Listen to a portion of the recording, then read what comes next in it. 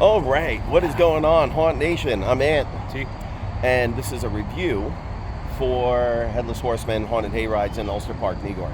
Now, tonight, I got to go to work, so we're going to hit a local haunt. We're going to hit 13th Hour in Wharton, New Jersey. Hopefully we'll do a review of that like right after. Well, we should have some time. So we'll try to get that out tonight. I did a review of Hotel of Horror, which is on the YouTube channel. Hoping this makes it onto the Facebook channel. For whatever reason, Facebook's being fucking cunty again, and it's not showing me the video, so I can't even upload it. I can upload like the full video, which is longer, unedited, which is stupid. Right. But if I cut the beginning and end off, like, it's not this. It's fucking bird. Yeah, it's fucking... Anyway, so it is up on the YouTube channel. You can check it out. Good experience this year, but that notwithstanding, onwards and upwards, let's talk about Headless Horseman Haunted Hayride. Biggest waste of fucking money of this year yet. AKA. All right, okay. So we all know that TW loves hayrides. That's his jam. I'm more partial to the houses. The woods walks and everything can be good, Hit or miss. Hit or miss.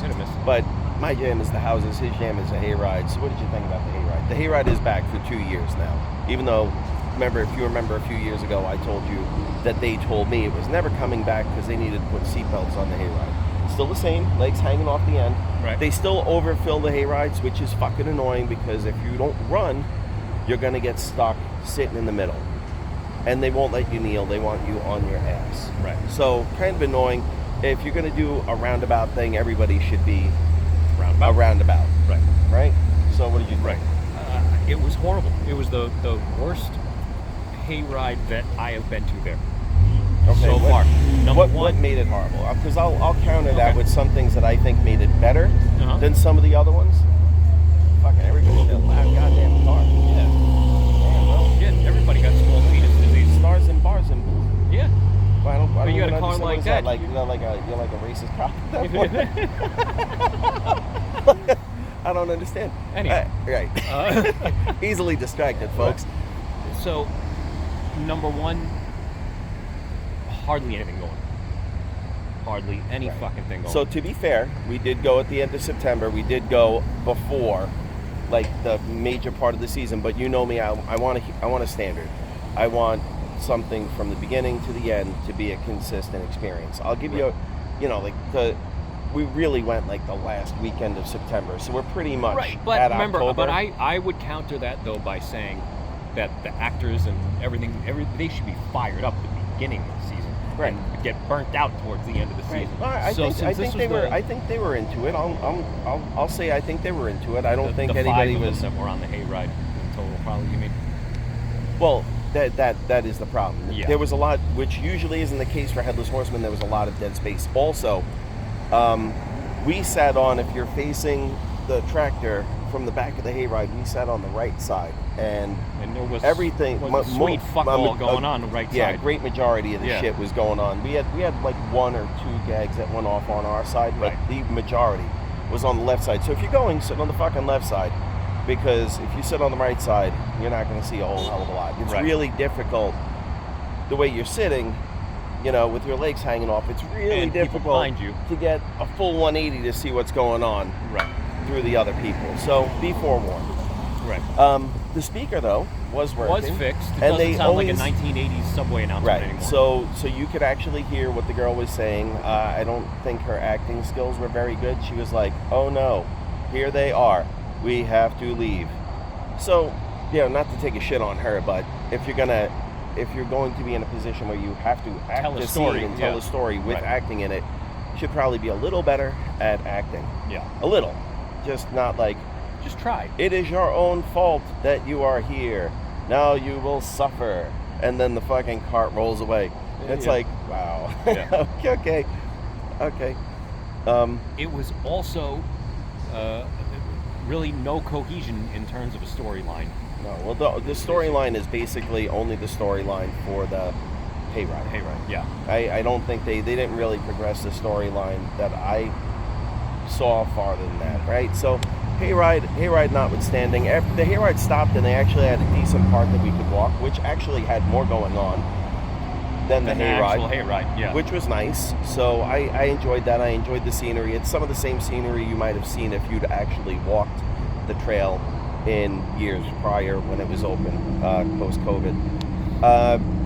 We get to there's the obligatory picture that you have to take at before the motel, right. And then we got to the motel. So in years past, they had a track going at the motel, like kind of telling the story about the murderer and everything, and I didn't hear it at all this year. Nothing. It was dead silent except for the people talking.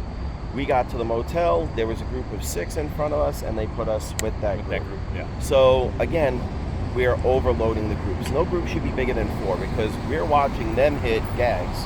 We're watching them hit, animatronics or whatever, and here we are at the end. Like, if I wanted to watch that, I'd watch a fucking movie. Right? I want to experience it. He wants to experience it. Right. We weren't, really, right? Right. We were at the end. Every once in a while, somebody'd pop out, or we'd get to watch also. them. We'd get to watch them go back. Right. But again, very understaffed. Right. So, hotel. There were a couple new things in the hotel that I noticed. It's got nice scenery. Look, most of their like their hotel and their houses have, I wouldn't call them movie quality sets. They're maybe a step below somewhere like Brighton, where you go to Brighton and it's like really you're in a movie quality, yeah.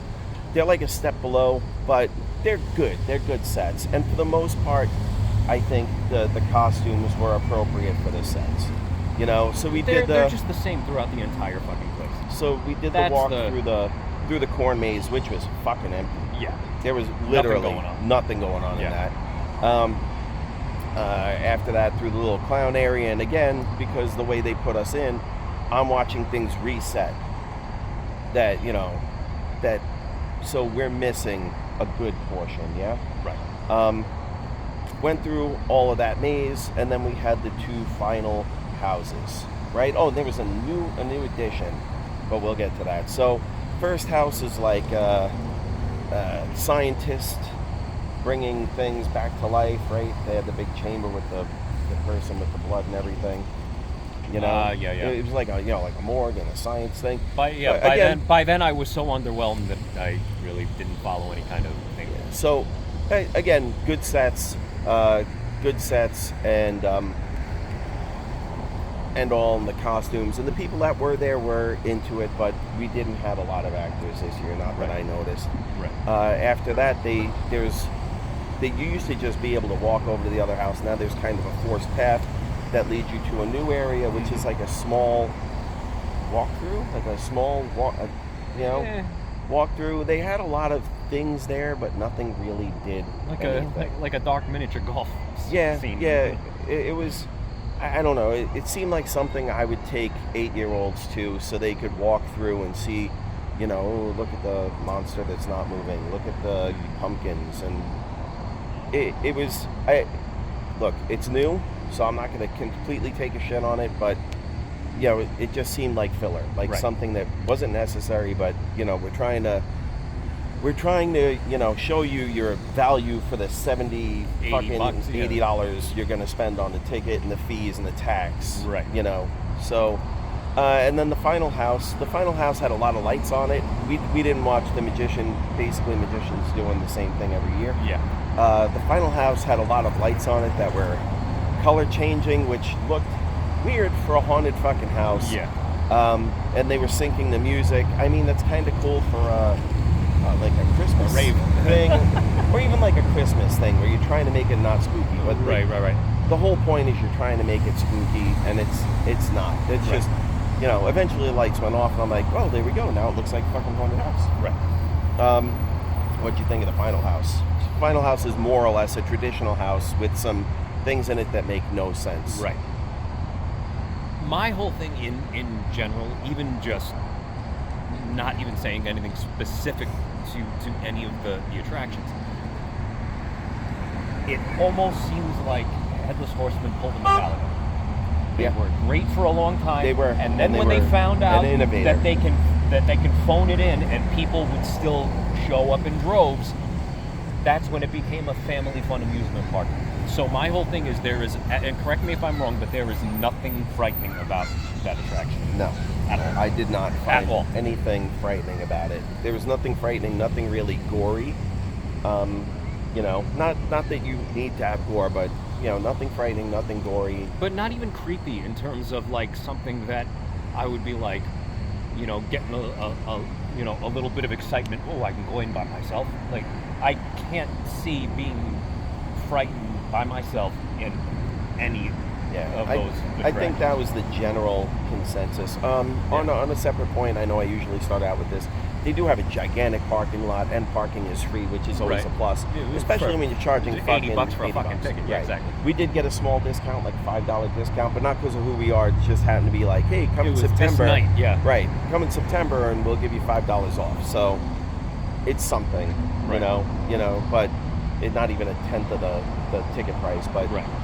It was something, so I appreciated not spending the full amount of money. I'm going to say, sets and costumes were good, not great. The actors were into it, but there just weren't enough of them, especially so close to the season. I mean, we're at the end of September. We're basically in October. The season's only 6 weeks, 8 weeks long as it is, so you really should have your people there. And again, they should be excited to start. Like, this is the beginning of haunt season. You should go in with a bang. No one was on a cell phone. No one was wandering around. Like, they weren't chatting with each other. So that was great. Right. That's because they were too far away from each other to talk to each other. Couldn't talk to each other. Like, hello. People are people. People are annoying. So I still have a problem with the way that they put us into the houses. Mm-hmm. They did in the second to last house. They did put us in just in our own group, which was great. But then only we had the Scooby-Doo walkers that we only ran maybe into, and only maybe 20 or 30 seconds lead time. And the sprinters. That couple wanted to be with strength in numbers. That couple wanted to be right up our ass. Right. So their lead time's not great. In most of the places, again, in the final house, they put us. And they put a group of like 5 in, and then they put us in maybe 20 seconds later. Right. So your lead times suck. Either you're putting us in too large a groups, or you're just putting us in on top of each other. So it doesn't work out that great for the experience. Last house is great. It's very pretty, but really nothing new that I noticed in the last house at all. And it kind of ends abruptly. Like you're kind of in this cool stuff, and then you walk, and then oh shit, I'm out. Here's the gift shop. Right. They do have some food. They just have like one food truck with fried shit. They have a gift shop with hoodies, shirts, and all that. So commerce-wise, they've got stuff. If you really liked it, enjoyed it, you could buy yourself a shirt or a hoodie, what have you. They've got another shop with just Halloween-centric stuff, like Halloween ornaments and things like that. The pictures that you were forced to take, you can buy. I don't know how much they are, but it's probably way more money than I want to spend. Right. All in all, what did you think? What number would you give it? I'm really going 6 out of 10. And that's exactly where I am. And even the other people that I spoke to, same thing. We're all at a 6 out of 10. Even on the way through, I'm trying to enjoy it, but I'm also formulating fucking scores based on what I'm seeing. Yeah. So definitely not horrible. Definitely slightly above average, but to me, an average haunt. Should be 6 out of 10, and for the price you're paying, it should be a lot better. Right. Anyway, now we're gonna eat, sushi time, and then we're gonna get off to the next haunt. So until then, I'm Ant. We are Haunt Nation, and I will see you after the next.